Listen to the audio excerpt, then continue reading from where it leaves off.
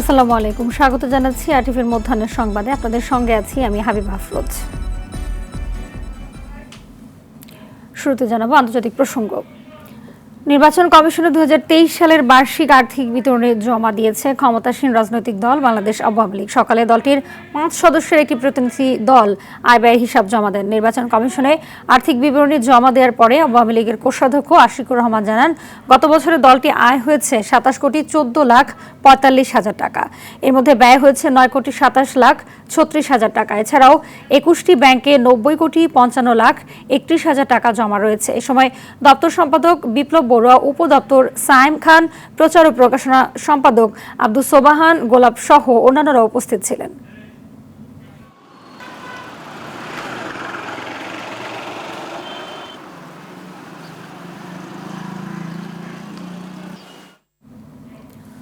দর্শক, নির্বাচন কমিশন সচিবালয়ে রয়েছেন সহকর্মী বিপুল দেবরায়, সরাসরি যোগ দিচ্ছেন তিনি। বিপুল, জানাবেন যে আওয়ামী লীগের হিসাব বিবরণীতে আয় ব্যয়ের খাতগুলো দেখাতে হয়েছে কিনা এবং কোন খাতে বেশি ব্যয় হয়েছে।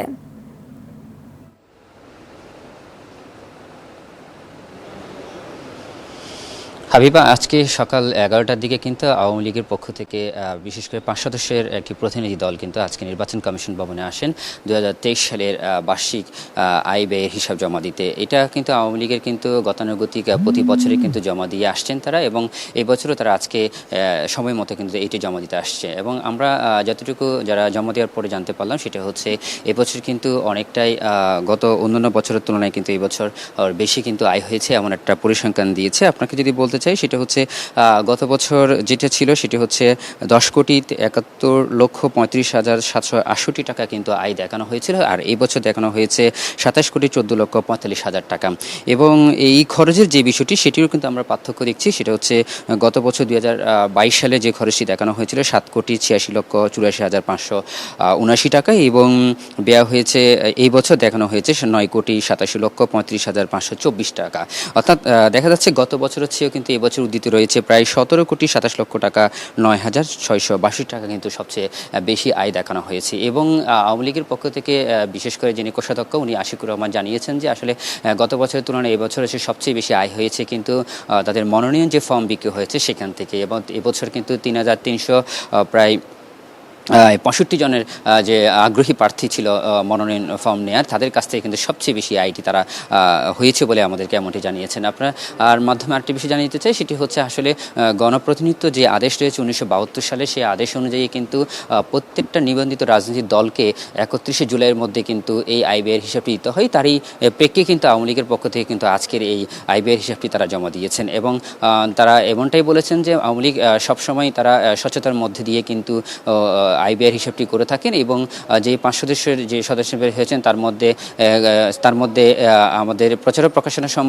সম্পাদক আওয়ামী লীগের আব্দুস সোবাহান গোলাপ এবং দপ্তর সম্পাদক বিপ্লব বড়ুয়া, উপদপ্তর ছিল সাইম খান ছিলেন। পাশাপাশি যারা তাদের আয় ব্যয় হিসেবে যে হিসাবটি সংরক্ষণ করে থাকেন তাকেও কিন্তু এখানে আসতে আমরা দেখেছি। হাবিবা, এই ছিল আমার কাছে সর্বশেষ তথ্য নির্বাচন কমিশন ভবন থেকে। ধন্যবাদ আপনাকে।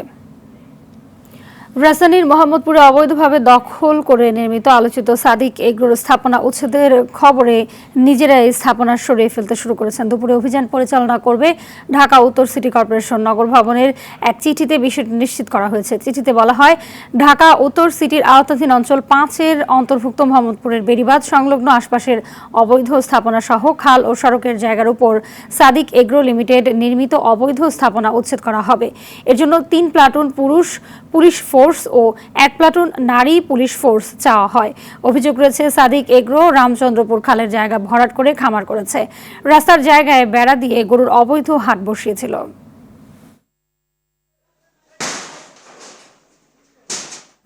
দর্শক, রাজধানীর সাদিক এগ্রোতে রয়েছেন সহকর্মী সাকিবুর রহমান, তার যোগ দিচ্ছেন সরাসরি। সাকিব, জানাবেন যে সাদিক এগ্রোর কি পরিমাণ জমির জায়গা দখল করেছে এবং এক্ষেত্রে প্রভাবশালীদের সহায়তার অভিযোগ পেয়েছেন কিনা এখন পর্যন্ত?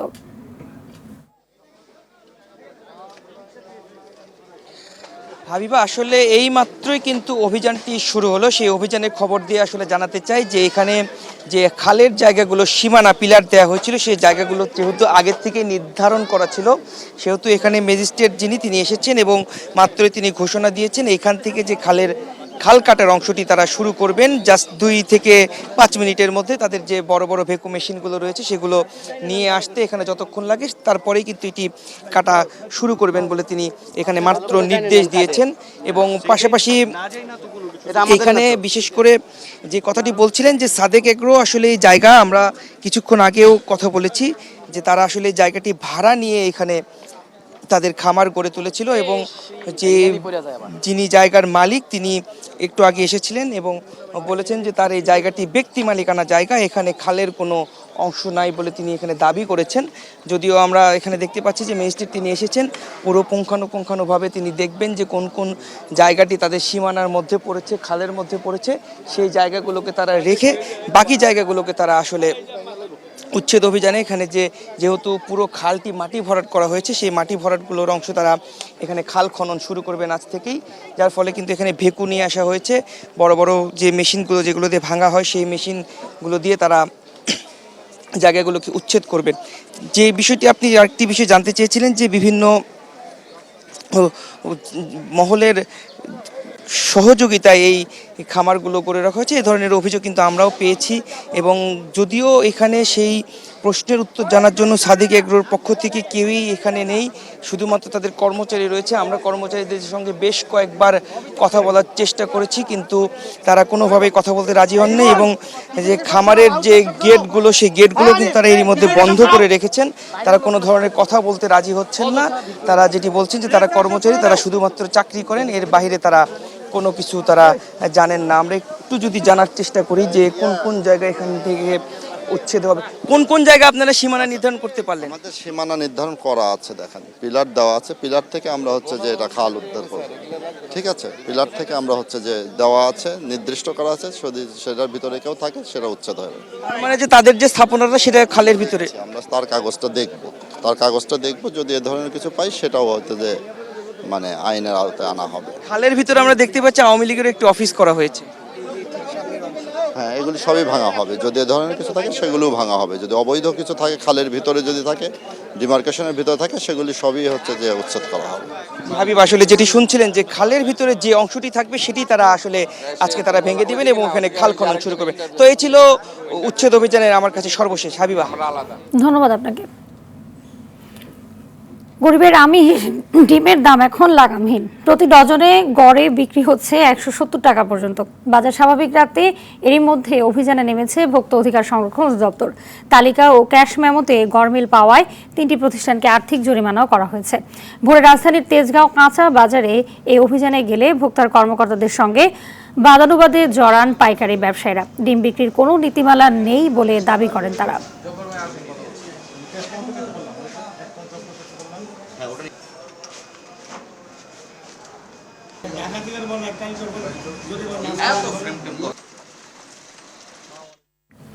দর্শক, ডিম সহ নিত্যপণ্যের পরিস্থিতি জানাতে চট্টগ্রাম থেকে সরাসরি যুক্ত হচ্ছেন সহকর্মী সাইফুল মাহমুদ। সাইফুল, জানাবেন যে চট্টগ্রামে ডিমের দাম কেমন দেখছেন এবং বাড়তি দাম নিয়ে ব্যবসায়ীরা কি বলছেন?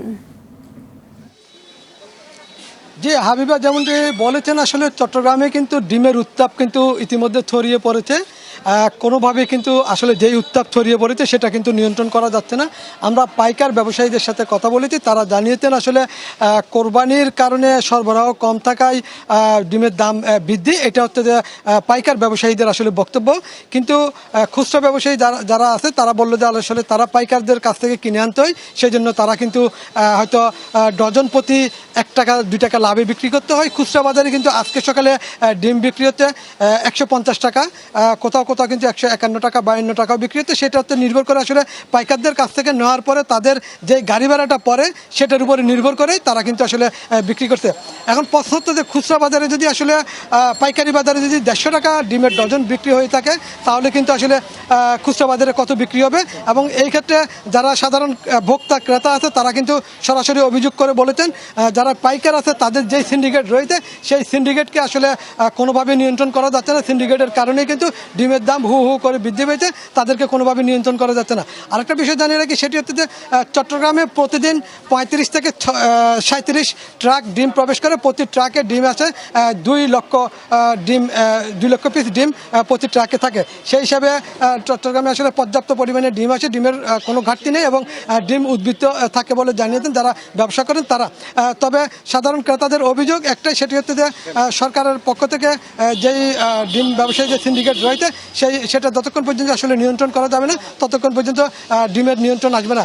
এবং আরেকটা বিষয় জানিয়ে রাখি, সেটি হচ্ছে যে আজকে থেকে কিন্তু পেঁয়াজের দাম বৃদ্ধি পেয়েছে। পাইকারি বাজারে খাতুনগঞ্জের পেঁয়াজ বিক্রি হচ্ছে 100 টাকা প্রতি কেজি। ইন্ডিয়ান পেঁয়াজ এবং ভারতীয় পেঁয়াজ একই দামে বিক্রি হচ্ছে এবং একই সাথে আলুর দামও বৃদ্ধি পেয়েছে। আলু বিক্রি হচ্ছে 60 টাকা। তাহলে বোঝা যাচ্ছে আসলে যেই সমস্ত নিত্যপণ্য এবং ভোগ্যপণ্য রয়েছে সেগুলি প্রতিটি কিন্তু উচ্চ দামে বিক্রি হচ্ছে, তাদেরকে কোনোভাবে নিয়ন্ত্রণ করা যাচ্ছে না। হাবিবা, এই ছিল আমার কাছে এই মুহূর্তে সর্বশেষ তথ্য বাজার পরিস্থিতি নিয়ে। ধন্যবাদ আপনাকে। উন্নত বাংলাদেশ গড়তে প্রযুক্তি জ্ঞানসম্মত স্মার্ট জনশক্তি তৈরির লক্ষ্য নিয়েই শিশুদের গড়ে তুলতে হবে। স্মার্ট বাংলাদেশের পরিচালক হবে আজকের শিশুরা। এসব কথা বলেছেন প্রধানমন্ত্রী শেখ হাসিনা। সকালে রাজধানীর ওসমানী মিলনায়তনে প্রাথমিক শিক্ষা পদক প্রদান ও জাতীয় প্রাথমিক শিক্ষা সপ্তাহ 2024-এর উদ্বোধনী অনুষ্ঠানে তিনি বলেন, শিশুদের প্রযুক্তি জ্ঞান বৃদ্ধি করতে দেশের প্রতিটি সরকারি প্রাথমিক বিদ্যালয়ে কম্পিউটার ল্যাব স্থাপন করা হবে। সহ শিক্ষা কার্যক্রমে পারদর্শিতা বাড়াতে ও শিক্ষার্থীদের দেশপ্রেমে উদ্বুদ্ধ করতে শিক্ষকদের আহ্বান জানান সরকার প্রধান। অনুষ্ঠানে জাতীয় পর্যায়ে বিভিন্ন ক্যাটাগরিতে বিজয়ী 164 শিক্ষার্থীকে পুরস্কার দেওয়া হয় এবং 51 জন উপজেলা নির্বাহী কর্মকর্তা, জেলা উপজেলা শিক্ষা কর্মকর্তা, সেরা শিক্ষক ও প্রতিষ্ঠানকে পুরস্কার দেওয়া হয়। হবে smart government, smart economy, smart society, অর্থাৎ এই যে প্রযুক্তি জ্ঞান সম্পন্ন দক্ষ জনশক্তি, এই ছোট্টবেলা থেকেই শিশুকাল থেকেই ধীরে ধীরে তারা সেইভাবে গড়ে উঠবে, দেশপ্রেমে উদ্বুদ্ধ হবে এবং দেশের উন্নয়নে তাদের চিন্তাভাবনা তারা আরও নতুন নতুন উদ্ভাবনী শক্তি দিয়েই দেশকে সামনের দিকে এগিয়ে নিয়ে যাবে, সেটাই আমি চাই। কাজে আজকের শিশু আগামী দিনের নাগরিক, যারা একদিন এদেশে কর্ণধার হবে। এই শিশুদের মধ্য দিয়ে তো একদিন কেউ প্রধানমন্ত্রী হবে, মন্ত্রী হবে, বড় বড় সরকারি চাকরি করে বৈজ্ঞানিক হবে। এমনকি আমরা তো এখন শুধু আমরা এখন আছি, একসময় তো আমাদের চাঁদেও যেতে হবে, চাঁদও জয় করতে হবে। আর 30 জুন থেকে শুরু হওয়া এইচএসসি পরীক্ষায় যানজট এড়াতে পরীক্ষার্থীদের পর্যাপ্ত সময় হাতে নিয়ে বের হওয়ার আহ্বান জানিয়েছে ডিএমপির ট্রাফিক বিভাগের অতিরিক্ত কমিশনার মনিবুর রহমান। এছাড়াও পথের সমস্যা হলে ট্রাফিক পুলিশকে জানানোর পাশাপাশি 999-এ কল দেওয়ারও পরামর্শ দেন। দুপুরে রাজধানীর ডিএমপি মিডিয়া সেন্টারে এইচএসসি পরীক্ষা 2024 উপলক্ষে সুষ্ঠু ট্রাফিক ব্যবস্থাপনা বিষয়ক সভায় তিনি কথা বলেন। যানজট এড়াতে ট্রাফিক পুলিশের বিশেষ টিম মাঠে কাজ করবে বলেও জানান তিনি। এবার রাজধানীতে 80টি কেন্দ্রে এইচএসসি পরীক্ষা অনুষ্ঠিত হবে।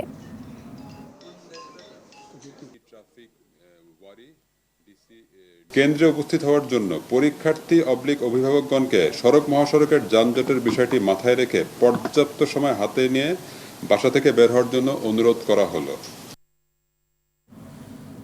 এবার আন্তর্জাতিক সংবাদ।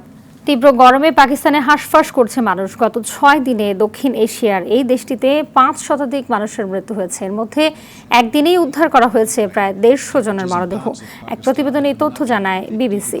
দেশটির করাচি শহরের তাপমাত্রা 40 ডিগ্রি সেলসিয়াস ছাড়িয়ে গেছে। সেখানে অনুভূত তাপমাত্রা প্রায় 50 ডিগ্রি সেলসিয়াস। দেশটির ইধি অ্যাম্বুলেন্স পরিষেবা বলছে, তারা সাধারণত প্রতিদিন করাচি শহরের মর্গে প্রায় 30 থেকে 40 জনের লাশ নিয়ে যাচ্ছে। মধ্যাহ্নের সংবাদ এ পর্যন্তই। সবশেষ সংবাদ জানতে যে কোনো মোবাইল ফোন থেকে 2414 নাম্বারে ডায়াল করুন। দুপুরের সংবাদ 2:30টায় দেখার আমন্ত্রণ রইল। ধন্যবাদ সবাইকে।